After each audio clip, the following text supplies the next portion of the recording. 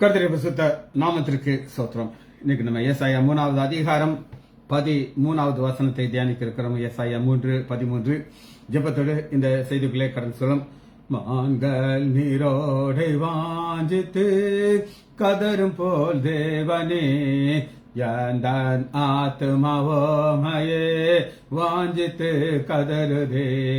தாஞ்சமே நீர் அடைக்கலம் நீர் கோட்டையும் நீர் என்றும் காப்பீர். தாஞ்சமே நீர் அடைக்கலம் நீர் கோட்டையும் நீர் என்றும் காப்பீர்.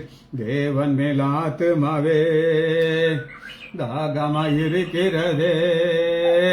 தேவன் மேல் ஆத்துமாவே தாகமாயிருக்கிறதே. தேவனின் சாநிதியில் நின்றிட ஆத்மா வாஞ்சிக்குதே. தேவனின் சாநிதியில் நின்றிட ஆத்மா வாஞ்சிக்குதே.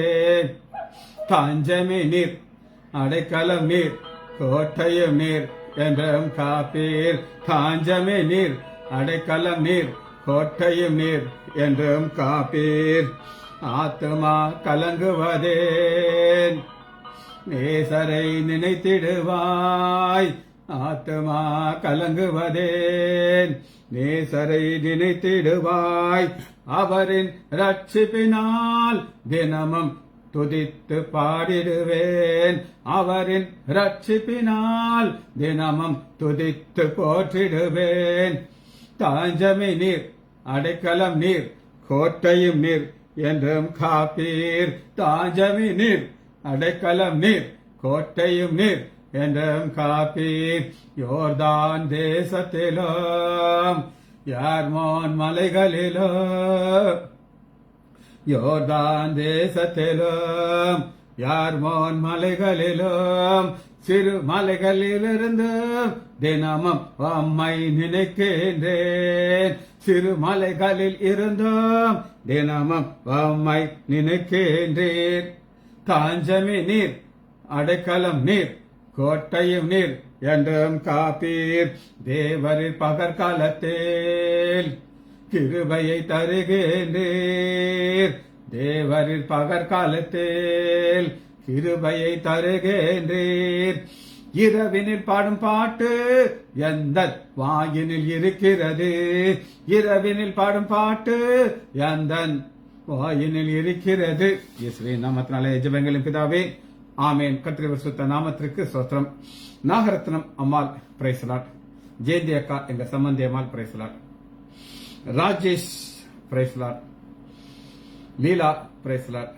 Kavitha sister praise Lord. Selvi teacher praise Lord. Balasundari praise Lord. கர்த்தர் நல்லவர், கர்த்தர் நல்லவர். நம்ம ஏசாயா 3வது அதிகாரம் 13வது வசனத்தை தியானிக்கிறோம். கர்த்தர் வழக்காட எழுந்திருந்து ஜனங்களை நியாயம் தீர்க்க நிற்கிறார். ஜட்ஜ்மெண்ட் அப்படின்னு நீங்க ஒரு தலைப்பு கொடுக்கலாம்.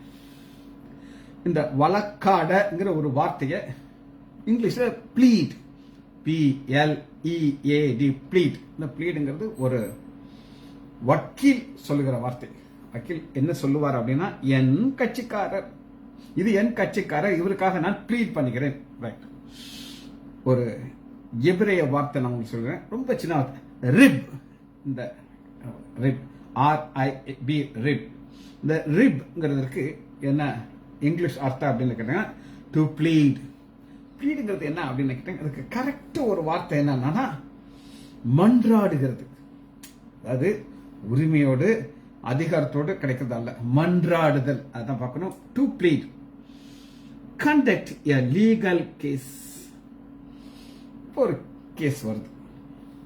அந்த கேஸ் வரும்போது அதை என்ன செய்ய வேண்டியதுன்னா, லீகல்னா அது ஒரு இருதயத்தில் ஒரு ஆழத்தோடு வந்து நிற்க வேண்டியது. இந்த லீகல் வேர்டை ஒரு ஆழத்திலிருந்து செய்யற கரைத்துக்கு ஒரு சின்ன ஒரு உதாரணம் நான் சொல்றேன். ஒரு மிக மிக மிக ஏழையான ஒரு அம்மா, அதுக்கு என்ன ஒரே ஒரு வேலை தெரியும் அப்படின்னு கேட்டீங்கன்னா, இந்த சுள்ளிய பிறக்கும் காட்டில், அதை ஒரு கெட்டு கட்டி தலையில் தூக்கி வச்சிருக்கும். ஒரு சின்ன பையன், இந்த பையனை கையில் பிடிச்சிக்கிட்டு அந்த ஊருக்குள்ள வரும். அதை விற்கும். அதை விற்று கிடைக்கிற ஒரு சொற்ப பணத்தில் கொஞ்சம் அரிசி, கொஞ்சம் தேவைகளை வாங்கிட்டு மறுபடியும் காட்டுக்குள்ள அந்த கூட்டத்தில் போய் வருது. ஒரு நாள் ஃபாரஸ்ட் ரேஞ்ச் ஆபீசர்ஸ் அந்த பொண்ணை பிடிச்சிக்கிட்டு இது இல்லீகல் அப்படின்னு சொல்லி கோர்ட்டுக்கு கொண்டு வந்திருக்காங்க. கோர்ட்டில் கொண்டு வந்து நிறுத்தின உடனே அந்த வக்கீல் விசாரிக்கிறார், ஏமா நீ காட்டுல இருந்து விறகு எடுத்துட்டு போனையா? ஆமா ஐயா, இதுதான் என்னுடைய சாப்பாட்டு புள்ளி. அப்ப அதுக்கு அவர் என்ன ஒரு பனிஷ்மெண்ட் கொடுக்கிறார் அப்படின்னு கேட்டீங்கன்னா, நீ ஒன்னு 2000 ரூபாய் பெனால்டி கட்டணும். எவ்வளவு? 2000 ரூபாய். அது வாழ்க்கையில மொத்தமா பார்த்ததே கிடையாது. இல்லைன்னா 6 மாசம் சிறை தண்டனை. அம்மா சொல்லுது, என் பையன் ஐயா, சின்ன பையன், எனக்கு யாருமே கிடையாது, ரெண்டுமே என்னால முடியாது ஐயா. 6 மாசம் சிறை தண்டனை நான் இருந்தாலும் அந்த பையனை உள்ள விட மாட்டாங்க. நீங்க என்ன பார்த்து செய்தாலும் சரிதான் ஐயா அப்படின்ட்டு உடனே ஜட்ஜ் அந்த சீட்ல இருந்து இறங்கி வர்றாரு. இறங்கி வந்து அவர் பர்ஸ் எடுத்து அவர் பர்ஸ்ல இருந்து 2000 ரூபாய் எடுத்து கட்டாரு. அந்த கொட்டை கட்டிட்டு, இந்த அம்மாக்காக நான் இந்த 2000 ரூபாய் கட்டுறேன் அப்படின்னு கட்டிட்டு நீ போகலாங்க. ப்ளீட். யாரும் கிடையாது, அம்மாக்காக வாதாட யாரும் கிடையாது. ஜட்ஜ் இறங்கி வந்துட்டாருங்க. அதாங்க நம்ம வாழ்க்கையில் நடக்குது. நாம் பாவிகளாக வாழ்ந்துகிட்டு இருக்கோம். தேவனுக்கு விரோதமாக பாவம் செய்யறோம். ஆண்டவராகி இயேசு கிறிஸ்து யார் அப்படிங்க? அந்த ஜட்ஜி தாங்க. அங்கிருந்து இறங்கி வந்து நமக்காக 2000 ரூபாய் கொடுக்கல, ரத்தத்தை கொடுக்கிறார். இதைத்தான் இந்த அடிப்படையில் தான் வேதமே இருக்குது. சரி, ரிப், அந்த அவருடைய ரிப் குத்தப்படுது. எதற்காக? நமக்காக ஜெபிக்கிறார், பரிந்து பேசிக் கொண்டிருக்கிறார். ரைட். இதுக்கு முதல் ஒரு வார்த்தை நம்ம பார்க்கிறோம். இது எங்க பார்க்கிறோம்னா, ஆதியாகமம் 26வது அதிகாரம்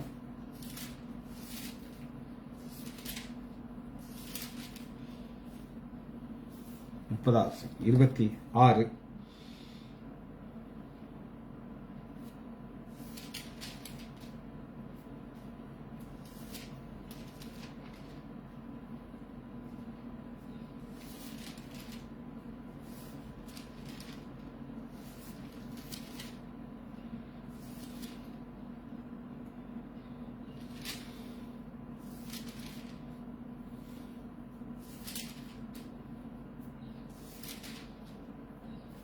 ரைட்.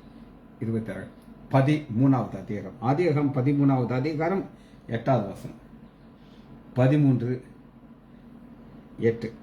ஆபிரகாம் லோத்தை நோக்கி, எனக்கும் உனக்கும் என்ன? என் மேய்ப்பர்களுக்கும் உன் மேய்ப்பர்களுக்கும் வாக்குவாதம் வேண்டாம். வாக்குவாதம். 2 கூட்டத்தை பார்க்கிறோம். ரெண்டுமே யாருங்க? ஆபிரகாமுக்கு உண்டானதுதான் இந்த லோத்துக்குரியது. அவர் இறக்கப்பட்டு அண்ணன் பையன் சின்ன வயசுல அண்ணன் இறந்துட்டார். அதனால அப்பாவோட நான் கிளம்பி வர்றேன். என்ன கிடைத்தாலும் பாதி பாதி யாருக்கு கொடுத்துட்டு இருக்காரு. அப்படி கொடுத்துட்டு இருக்கும்போது பிரச்சனை யாருக்கு வந்துச்சுன்னா அவங்களுக்குள்ள கிடையாது. பாருங்க, ஆபிரகாம் லோத்தை நோக்கி, எனக்கும் உனக்கும் என் மேய்ப்பருக்கும் உன் மேய்ப்பர்களுக்கும் வாக்குவாதம். இந்த வாக்குவாதத்தை தான் நம்ம ரிப். இவங்க என்ன சொல்றாங்க? நாங்க செய்யறது ரைட்டுன்னு சொல்லுவாங்க. அப்படிதாங்க அவர்கள் நாங்க சொல்றது ரைட்டுன்னு. ஆக மொத்தம் ஜட்ஜ்மெண்ட் யாரு கொடுக்குறா? ஆண்டவர் கிடையாது, ஆபிரகாம் கொடுக்குறார். அது எப்படி அழகா கொடுக்கிறார் அப்படின்னு கேட்டீங்கன்னா, இந்த தேசம் எல்லாம் உனக்கு முன்பாக இருக்கிறது அல்லவா, இதான் ஜட்ஜ்மெண்ட். இது ஒரு பெரிய மனசோடு கொடுக்கறதுங்க. பெரிய மனசு இது இப்படி எடுத்துக்கோ, நீ எடுத்துக்கோன்னு சொல்லி ஒரு நான் உங்களுக்கு சொல்லியிருக்கேன், திரும்ப நான் சொல்றேன். என்னுடைய அப்பா தாத்தா உயிரோடு இருக்காரு. அவங்க சொத்தை பிரிக்க வேண்டிய நிலைமையில எங்க அப்பாவுக்கு ஒரு வீடு, பெரிய ஒரு வீடு அவருக்கு வந்துச்சு. மற்றது எல்லாத்தையுமே அவங்க அண்ணன், 2 அண்ணனுக்கு எந்தெந்த சொத்துன்னு சொல்லிட்டாரு. அவர் தம்பி சொத்து பிரிச்சாச்சு. பிரிச்சதுக்கு அப்புறம் எங்க மூத்த பெரியப்பா, எல்டஸ்ட் மேன், ஒருத்தட்டையா போய் சொல்றாரு. என்ன சொல்றாரு அப்படின்னு கேட்டீங்கன்னா, எங்க அப்பா பேரு பாபி எனக்கு கம்மியா கொடுத்துட்டான்ட்டு ஒவ்வொருத்தையா போய் சொல்லியிருக்காரு. அந்த மியூசிக் அப்பா காது போயிருக்கு. அடே, நீ உங்க அண்ணனுக்கு கம்மியா பிரிச்சு கொடுத்துட்டியாங்கள அப்படின்ட்டு எங்க அப்பா கொஞ்சம் வருத்தப்பட்டார். அவர் கரெக்டா தான் செஞ்சாரு, இல்லைன்னு கிடையாது. அவர் என்ன நினைச்சாரு அப்படின்னா, நான் நினைக்கிறேன் நான் மூத்தவன், எனக்கு டபுள் ஷேர் வரணும் அப்படின்னு நிறைய எனக்கு வேணும்னு நினைச்சாரு. ஈக்குவலா வந்து அது கம்மியா இருக்குது. என் தகப்பனார் என்ன பண்ணாரு, அவருக்கு வந்த ஒரு வீடை அண்ணனுக்கு எழுதி கொடுத்தாரு. இங்க வரும், இனி வருத்தப்படாது, எனக்கு ஒன்றும் வேண்டாம், எனக்கு ஏற்பட்டது ஆண்டவர் கொடுத்துருக்கேன்னா அந்த இன்னைக்கெல்லாம் பார்த்தா எனக்கெல்லாம் கொஞ்சம் கவலையா இருக்கும், இது நமக்கு வந்திருக்கலாமே அப்படின்னு. கிடையாது, மற்ற விட பல் மடங்கு ஆண்டவர் எங்களுக்கு கொடுத்தார். காரணம் அந்த இடத்துல எங்க அப்பா ஆர்கியூமெண்ட் போடல, ஆக்ஷன்ல காட்டினார், வச்சுக்கோ அந்த வீட்டை உனக்கு அப்படின்னு சொல்லி. அதுபோல அப்பொழுது லோத்து தன் கண்களை ஏறெடுத்து பார்த்து எல்லாம் இருக்குது, எங்க போகணுமோ நீ போ அப்படின்னு ஒரு ஆக்ஷன் கொடுத்துறாரு. சரி,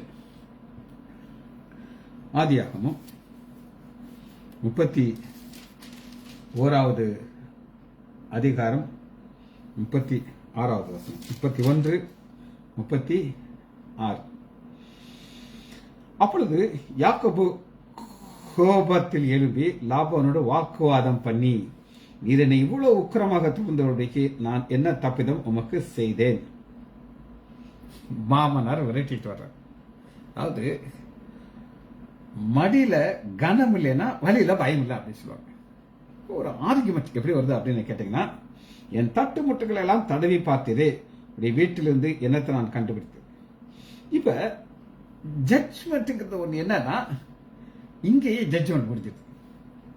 ரைட் எங்க முடியுது, இங்கே முடியுது. இது யாக்கோபு கோபத்துல சொல்லுகிறார். சொல்லும் பொழுது என்ன, அதை எப்படி அதை சொல்லுகிறார் கேட்டீங்கன்னா, 38 வருஷம் இப்பவுமே ஒரு ஆர்குமெண்ட் வரும்போது, ரீப் வரும்பொழுது என் சைட்ல என்னெல்லாம் இருக்குன்னு நான் சொல்லணும், அவர் கேஸ் சைட்ல என்னெல்லாம் இருக்கு. யாக்கோபு அந்த கோபத்துல உண்மைகளை பேசுறாங்க. ஒரு பொய் தான் பேசுவாரு, ஆனா இங்க உண்மையை பேசுவாரு. இந்த 20 வருஷ காலமாய் நான் உங்களிடத்திலே இருந்தேன், உம்முடைய செம்மறி ஆடுகள் வெள்ளாடுகளை சினையளிக்கவில்லை, உடைய மந்தையிலே கடாக்களை நான் தின்னவில்லை. மந்தையிலே கடாக்களை நான் தின்னவில்லைங்கிறதுக்கு ஒரு பிராக்டிக்கலா ஒரு காரியத்தை நான் சொல்றேன். பல வருஷத்துக்கு முன்னாடி நடந்த சம்பவம். நீங்க எல்லாருமே கட்டாயம் நம்முடைய தோட்டத்துக்கு ஒரு இடம் வந்திருப்பீங்க, ஒரு கட்டாயம் வந்திருப்பீங்க. அங்க சில செய்திகளை நான் உங்களுக்கு சொல்லியிருக்கேன். அங்க இது வர்றதுக்கு முன்னாடி ஒரு கோழி பண்ணை நாங்க வச்சோம். கோழி பண்ணை வச்சு அதில் ஒரு மேனேஜர் ஒருத்தர் இருந்தார். இந்த மேனேஜர் என்ன செய்வார் அப்படின்னு கேட்டீங்கன்னா, வாரத்துக்கு 2 நாள் அல்லது 3 நாள் வருவார். வந்து நல்ல ஒரு கோழியை பிடிச்சிட்டு வர சொல்லுவார். அந்த வாட்ச்மேன் வந்து அந்த கோழியை கட் பண்ணி கிளீன் பண்ணி கொடுக்கணும். இவர் கொஞ்சம் ஆல்கஹால் சாப்பிடுவார். அந்த ஆல்கஹால் சாப்பிட்டுக்கிட்டே அந்த கோழியை வச்சு ஒரு பிரியாணி போடுவார். அவரே எல்லாம் செய்வார். அவர் நல்ல ஒரு எக்ஸ்பர்ட் குக். அவர் அதை நல்லா பக்குவமாக செஞ்சு அதுக்குள்ள அவருடைய குடிக்க வேண்டியதெல்லாம் குடிச்சு முடிச்சுட்டு, தம்மெல்லாம் முடிச்சுட்டு 4-5 சிகரெட் குடிச்சிட்டு, சரி வாட்ச்மேன் நம்ம சாப்பிடுவோமா அப்படின்னாரு. அவரு அதுக்காகத்தான் காத்துக்கிட்டு இருக்காரு. கொஞ்ச நேரத்தில் ஆளுக்கு பாதிய அந்த முழு கோழிய பிரியாணி சாப்பிட்டு முடிச்சிருவாங்க. அங்க இந்த வார்த்தையை சொல்ல முடியாது. எந்த வார்த்தையை சொல்ல முடியாதுன்னா, யாக்கோபு சொன்ன வார்த்தை சொல்ல முடியாது. உம்முடைய மந்தையின் கடாக்களை நான் தின்னவில்லை, எங்க பண்ணையில இருக்கிற கோழியை அந்த ஆள் தின்னுட்டார்.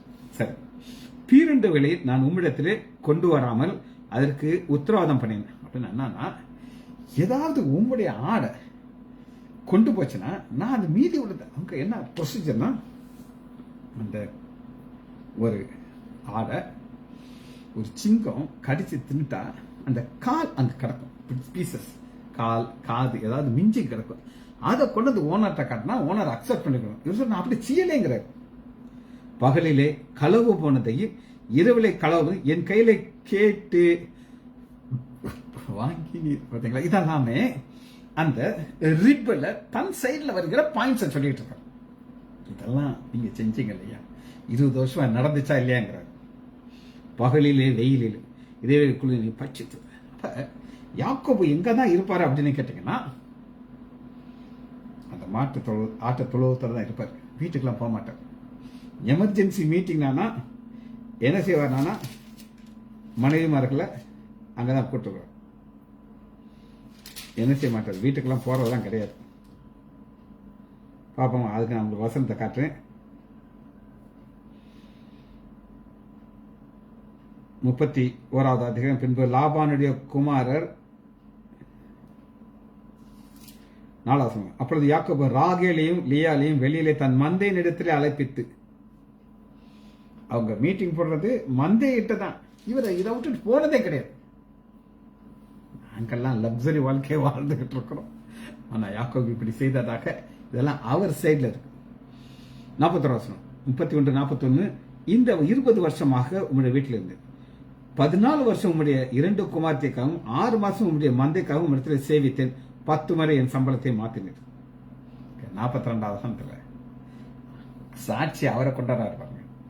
என் பிதாவின் தேவனாகி ஆபிரகாமின் தேவன் ஈசாக்கின் பயபக்திக்கிறவர் என்னிடையே இராமல் போனால் நீர் இப்படி என்னை வெறுமையாக அனுப்பியிருப்பேன். தேவரீர் என் சிறுமையை என் கையின் பிரயாசத்தை பார்த்து நேற்று ராத்திரமே கழித்து கொண்டேன். இதுதான் பாயிண்ட். 1 2 3 போட்டு உடைக்கிறாரு. ஒருத்தர் ஒன்றும் செய்ய முடியாது. சரி, ஆமோஸ் எடுத்துக்கலாம்.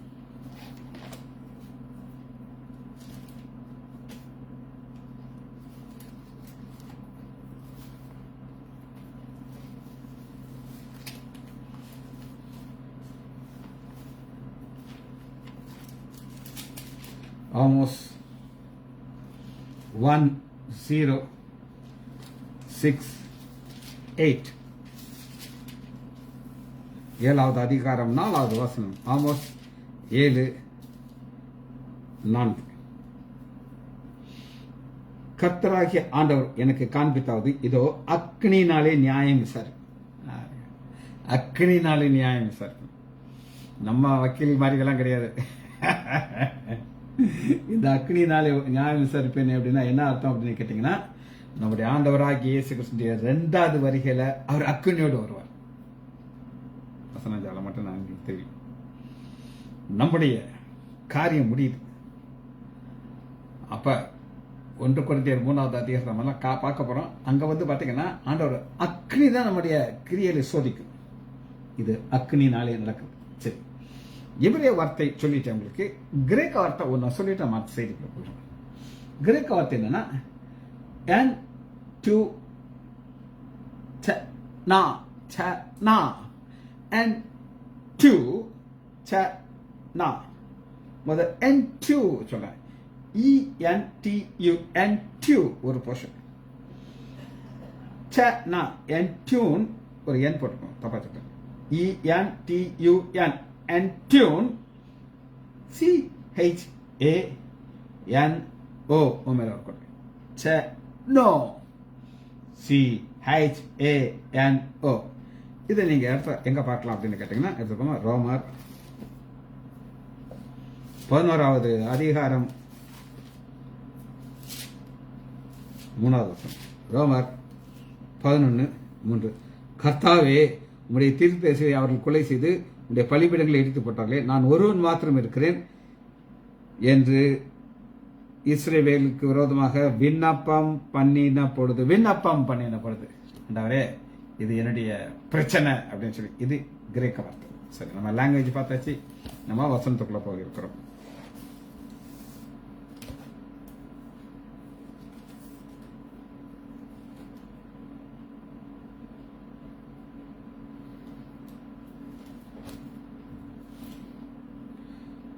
மூணாவது அதிகாரம் 13வது வசனம். கர்த்தர் வழக்காட எழுந்த பொழுது ஜனங்களை நியாயம் தீர்க்கிறார். இப்ப சில பேசிக்கான சில காரியங்கள் நம்ம பார்க்க போறோம். நம்பர் 1, அவர் சர்வ வியாபி. என்னங்க அர்த்தம்? எல்லா இடத்துல இருக்கிறார், இல்லாத இடமே கிடையாது. அவருடைய கண்கள் மனு புத்திரர்களை நோக்கி பார்த்து கொண்டே இருக்கிறது. அவருடைய இமைகள் இவன் என்ன செய்ய போறானோ பார்த்துக்கிட்டே இருக்கு. அந்த அளவுக்கு ஒரு க்ளோஸா நம்ம பார்த்துக்கிட்டே இருக்கிறார், பார்த்துக்கிட்டே இருக்கிறார். அதுக்கு சாட்சிகளே தேவையில்லை. இன்னைக்கு உலக பிரகாரமான எந்த ஒரு கேஸ் வந்தாலும் அவங்க சாட்சிகள் கேட்பாங்க. இந்த சாட்சி 99% பொய் சாட்சியா தான் இருக்கும். ஆனா ஆண்டவருடைய காரியத்தில் அப்படி கிடையாது. நம்முடைய ஆண்டவராக இயேசு கிறிஸ்து விசாரிக்க பொய் சாட்சிகளை கொண்டு வந்தாங்க. ஆனா அடிபட்டு போச்சு. கண்ணால பார்த்த போர் செய்வர்களை காசு கொடுத்து வாங்கிட்டாங்க. இதெல்லாம் இன்னைக்கு நேரத்து கிடையாது, அன்னைக்கு நடந்துகிட்டு இருக்குது. அந்த நேரத்துல தான் ஆண்டவர் சொல்லுகிறாரு, கர்த்தர் வழக்காட எழுந்து. சரி, இதனுடைய ஃபர்ஸ்ட் காரியம் என்ன அப்படின்னு கேட்டீங்கன்னா, முதல்ல ஒரு வசனத்தை எடுத்துக்கொள்வோம். ஆதியாகமம் 15வது அதிகாரம்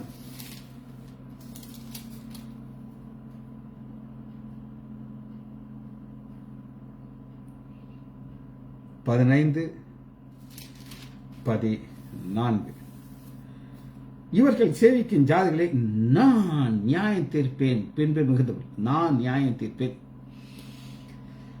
ஆண்டவர் எகிப்துல தான் பிள்ளைகளை வைக்கிறார். கோசேன் தேசத்துல. எகிப்து பஞ்சத்துல இருந்துச்சு, அழிஞ்சியே போயிருக்கணும். ஆண்டவர் பார்வனுக்கு சொப்பனத்தை 2 தடவை கொடுத்து உறுதிப்படுத்துகிறார். யோசேப்பை கொண்டு வந்துட்டார். கொண்டு யோசேப்பின் மூலமா யோசேப்ப என்ன ஒரு பேர் கொடுத்தா ஜீவ ரட்சகன், ஜீவனாக ரட்சித்தவர் அவர். அப்படி ஒரு ஸ்டேட்டஸ்ல கொண்டு வந்துட்டு அந்த சந்ததிகளுக்கு கோசேன் தேசத்தை கொடுக்கிறார். கொடுத்துட்டு ஆனா யோசேப்பை அறியாத ஒரு ராஜா வர்றாங்க. அந்த ராஜா அவள் வாழ்க்கையை கசப்பா மாத்துக்கிறாங்க. வாழ்க்கையை கசப்பா மாத்தி இப்ப இவங்கள்ட்ட என்ன ஒரு பிரச்சனை வருது அப்படின்னு கேட்டீங்கன்னா, இவனை இந்த வசனம் நிறைவேறணும். 14 வசனம் நிறைவேறணும். 14 வசனம் நிறைவேறதற்கு ஜட்ஜ்மெண்ட் கொடுக்கணும். ஆண்டவர் ஜட்ஜ்மெண்ட்டை எப்படி கொடுக்கிறாரு அப்படின்னு கேட்டீங்கன்னா, பனிஷ்மெண்டா கொடுக்கிறாரு. வழக்கமா ஜட்ஜ்மெண்ட் எப்படி இருக்கணும், அது பனிஷ்மெண்டா இருக்கும். இந்த காலத்திலேயே சவுக்காடி கொடுப்பாங்க, டாக் டாக் டாக் டாக் கொடுப்பாங்க. இன்னும் கடினமானது சிலுவையில் இப்படி எல்லாம் பனிஷ்மெண்ட். ஆனா இந்த பார்வோனுக்கும் அந்த மக்களுக்கும் மந்திரவாதிகளுக்கும் புரியணும் தேவனுடைய விரல், தேவனுடைய கரங்க கிரியை செய்துட்டு. மந்திரவாதிகள் செய்யறாங்க, கடவுள்றாங்க, இது தேவனுடைய விரல். ஜட்ஜ்மெண்ட் முடிஞ்சிருச்சுங்க. அங்கே இது அவர் தான் செய்யறாரு, நாங்க இல்லை. இந்த நேரத்துல தான் வாதைகளை அனுமதிக்கிற ஆண்டவர் வாதைகளை ஒரு பனிஷ்மெண்டா கொடுக்கிறார். அந்த பனிஷ்மெண்டா கொடுக்கறதா தான் இங்க நம்ம பார்க்கிறோம். இவர்கள் சேவிக்கும் ஜாதிகளை, சேவிக்கும் ஜாதிகளை, சேவிக்கும் ஜாதிகள். கடவுள் அவர் என்ன சொல்கிறார், நான் யாரை ஜட்ஜ் பண்ண போறேன்னா கடவுளை ஜட்ஜ் பண்ண போறேன். எப்படி ஜட்ஜ் பண்றார் அப்படின்னு நீங்க கேட்டீங்கன்னா, எடுத்துக்கொள்ளவுமா யாத்ராகமம் 14வது அதிகாரம் 18வது அதிகாரம். இப்படி நான் பார்வோனாலும் அவன் ரதங்களினாலும் அவன் குதிரைகளும் மகிமைப்படும் பொழுது நானே கர்த்தர் என்று எழுத்துள்ளதோட என்ன நினைச்சிட்டு இருந்தாங்கன்னா, கடவுள் யார்? பார்வோன் ஒரு கடவுள். Right, over. பார்வோனுக்கு என்ன முடியாது, எல்லாம் முடியும். அந்த அளவுக்கு பார்வோனுக்கு பவர் இருந்துச்சு. 2வது, அவங்க அப்பா யாரு? நைல் நதி. அப்பா காலையில் அப்பாட்ட வந்துருவாரு, அங்க இறங்கி நின்றுக்கிடுவார் தண்ணியில. எல்லா இஸ்ரேல் மக்களும் வேடிக்கை பார்க்க நின்றுட்டு இருப்பாங்க. வேடிக்கை பார்க்க ஜாலியா இருக்கும். மந்திரங்களெல்லாம் சொல்லிட்டு இருப்பாங்க. அம்மா ரா சூரியன் வர போறாங்க, அம்மாவை வரவேற்கிறதுக்கு மகன் வந்துட்டார், அப்பா கிட்ட வந்துட்டாரு, அப்பா மேல காலை வச்சுக்கிட்டு தண்ணியை தூக்கி எறிகிறார். இதெல்லாம் கடவுள். இந்த கடவுளை நான் நியாயம் திருப்பேங்கிறார். சூரியனை 3 நாள் லைட்டே கிடையாது, பிச் டார்க். ஜட்ஜ்மெண்ட், இதெல்லாம் நியாயத்திருக்கிற காரியம். இந்த நியாயத்திருக்கிற காரியத்தை ஆண்டவரால் மாத்திரம்தான் செய்ய முடியும். எப்படி வந்துச்சு இந்த நியாயத்திருக்கிறது அப்படின்னு கேட்டீங்கன்னா, ஆண்டவர் ஒரு காரியத்தை யூஸ் பண்றாரு. எதை யூஸ் பண்றாரு அப்படின்னு கேட்டீங்கன்னா, ஆதியா சங்கீதம் 76வது அதிகாரம் 10வது வசனம். 76, மனுஷனுடைய கோபம் உமது மகிமையை விளங்க பண்ணும், மிஞ்சின கோபத்தை நீர் அடக்கு. மனுஷனுடைய கோபம் உங்களுடைய மகிமை விளங்கும். இந்த கோபம் வரும்போது பார்வன் மட்டும் 10 வாதம் வந்துச்சையா, தலைப்புல போயிட்டாயா, நான் சத்தம் காட்டாம ஆய பொத்துக்கிட்டு இருப்பேன். என்னன்னா, செங்கடல் திறந்திருக்காது. ஆனா ஆண்டவர் அந்த செங்கடலை திறக்க வச்சு அவர் மகிமைப்படுகிறார். சரி, மகிமைப்படுகிறாரா? இந்த எப்படி ஆண்டவர் 2வது ஒரு பழி வாங்குறார் அப்படின்னு கேட்டீங்கன்னா, பிறக்கிற ஆண் பிள்ளைகள் எல்லாம் நைல் நதிக்குள்ள தூக்கிப்படும். முதல்ல வாய்க்குள்ள போயிருக்கு. எத்தனையோ ஆண் பிள்ளைகள் மறிக்கிறாங்க. ஆனா ஆண்டவர் பார்த்துட்டான், நீ தண்ணியிலையா போடுற ஏன் பிள்ளைகளை, நீ பாரு உன்னைய தண்ணிக்குள்ள தூக்கி போட. செங்கடல் 2ஆ பழக்குது, மூடுது. ஆண்டவர் சொல்றாரு, இன்று காண்கிற எகிப்தை இனி நான் பார்க்க மாட்டேன். ஜட்ஜ்மெண்ட் கொடுத்தாரு. இவங்க பார்க்கறாங்க, எங்க இருக்காங்க, அதே தண்ணிக்குள்ள கிடக்குறாங்க. ஆண்டவர் எப்படினாலும் அழிக்கலாம். ஆனா அவர் ஒரு டெக்னிக் வச்சிருக்காரு. இதுதான் என்னுடைய ஜட்ஜ்மெண்ட், யாராலும் இதை மாற்ற முடியாது. சரி, நம்முடைய தேவனுக்கு ஒரு பெயர் இருக்கு. அது என்ன பெயர் அப்படின்னு கேட்டீங்கன்னா, ஆதியாகமம் 18வது அதிகாரம் 25வது வசனம், 18, 25, சர்வ லோக நியாயாதிபதி, நீதி செய்யாதிருப்பாரோ. அப்ப ஆபிரகாம் ஆண்டவரை பார்க்கும்போது சர்வ லோகத்திற்கும் நியாயாதிபதி, உலக பிரகாரமான ஒரு ஜட்ஜ் இருப்பாங்க. இந்த ஜட்ஜி சீட்ல அவருக்கு இருக்கிற பவரை பார்க்கணும். அவருக்கு வந்து கலெக்டருக்குள்ள பவர் இருக்கும். ஆனா என்னைக்கு வரை இருக்கும்னா, ரிட்டையர்ட் ஆகிற வரை. அவர் ரிட்டையர்ட் ஆயிட்டானா நாய் கொடுத்துருவாங்க, கண்டுக்கிடவே மாட்டாங்க. ரோட்டில் நடந்து போயிட்டே இருப்பார், பாம்போல நடந்து போயிட்டு யாரும் கண்டுக்கிட மாட்டாங்க. ஆனா இவர் சர்வ லோக நியாயாதிபதி. இப்ப ஆபிரகாம் ஆண்டருக்கு முன்னாடி இருந்துச்சு ஒரு கருத்து, 10 நீதிபதி, 50 நீதிமான், அப்படியே ஒன்னா சொல்லிட்டே இருக்காரு. சரி, இப்ப நம்ம எங்க போனா டைம் வரைக்கும் இங்க இவர் சர்வ லோகத்திற்கும் நியாயாதிபதினு நம்ம பார்த்துக்கிறோம். ஆதியாகமம் 31வது அதிகாரம்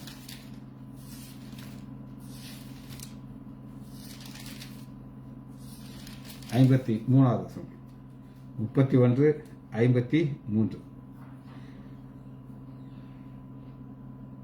மாமனாருக்கும் மருமகனுக்கும் நடக்கிற காரியம்.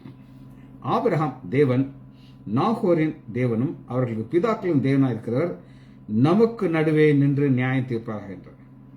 சொல்றது யாரு? லாபன். ஆண்டவரே அறியாரு, அவனுக்கே தெரியும் அவர் நியாயம் தீர்ப்பார் அப்படின்னு சொல்லி. யாத்ராகமம் 5வது அதிகாரம் 21வது வசனம், 5, 21. சீக்கிரம் போர் கேவலமான காரியம்.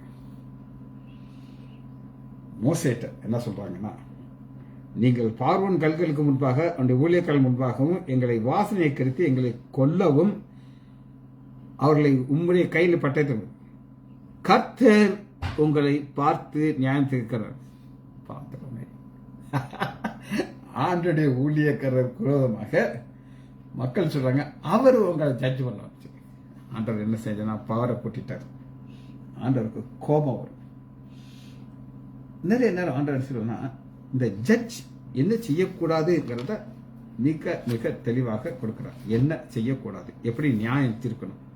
உபாகமம் 2வது அதிகாரம் 18வது வசனம். உபாகமம் 2, 18, 16, 19. உபாகமம் 16, 19.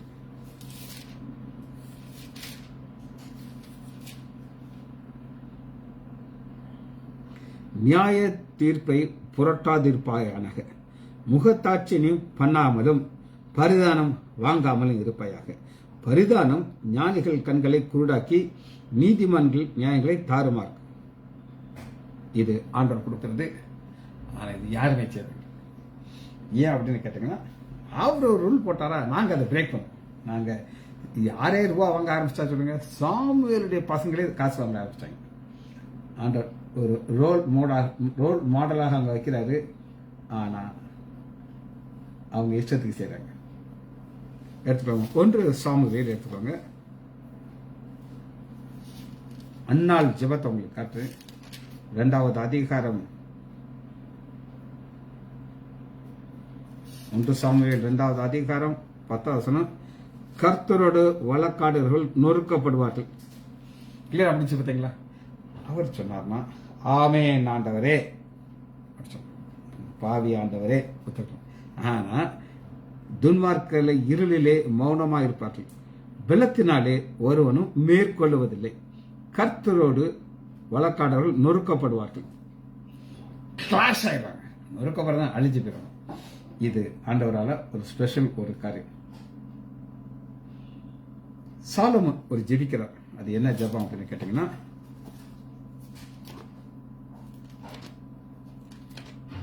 2 நாளாகமம் 6வது அதிகாரம் 23வது வசனம். நான் 6:23. அப்பொழுது பரலோகத்தில் இருக்கிற தேவரீர் கேட்டு துன்மார்க்கனுடைய நடக்கையை அவன் தலைமையில் சுமர் பண்ணி அவனுடைய நீதியை சரிக்கட்டும். நீதிமானுக்கு அவனுடைய நீதிக்கு தக்கதாக செய்து அவனை நீதிமானாக்க உமது அடியனை நியாயத்துக்கு கிளீனா சொல்லிட்டாரு. அதெல்லாம் ரைட்டு தான். கடைசியில எங்கேயோ போயிட்டாரு. ஆனா பர்ஃபெக்டா சொல்றாரு. இது எதாக அப்படி பார்த்துட்டு கடைசியா ஒரு வசனத்தை பார்த்து நம்ம முடிக்கிறோம். லாஸ்ட் 1 பேதுரு எடுத்துக்கொள்ளுங்கள். 1வது அதிகாரம் 17வது வசனம். ஜட்ஜ், அப்பா பிளஸ் ஜட்ஜ். அவர் யாரு? நமக்கு அப்பா, ஆனா ஜட்ஜ். அன்றியும் பட்சபாதம் இல்லாமல் அவனுடைய கிரியையின்படி நியாயம் தீர்க்கிறவர்களை நீங்கள் பிதாவாக கொண்டிருக்கிறபடினாலே இங்கே பரதேசில நடக்க மட்டும் பயத்தோடு நடந்து கொள்ளுங்கள். பரதேசி, பரத்தை நோக்கி பார்க்கிறோம். அப்பாங்கிற கண்டு அட்வான்டேஜ் எடுக்க முடியாது. அவர் பிதா. ஜெபிச்ச முடிப்போமா? மகா இரக்கமும் கிருபையும் உள்ள பிதாவே, துதிக்கிறோம் ஐயா. ஒரு ஜட்ஜ் ஆக பார்க்கிறோம், அப்பாவை பார்க்கிறோம் ஐயா. நெருங்கில் மேல் பாராட்டும் நன்மைக்காக நன்றி ராஜா. பிள்ளைகள் ஒவ்வொருவரையும் ஆண்டவராகிய இயேசு கிறிஸ்துவின் நாமத்தினாலே ஆசீர்வதிக்கிறேன். இயேசுவின் நாமத்தினால் ஜெபங்களை பிதாவே. ஆமேன், ஆமேன், ஆமேன்.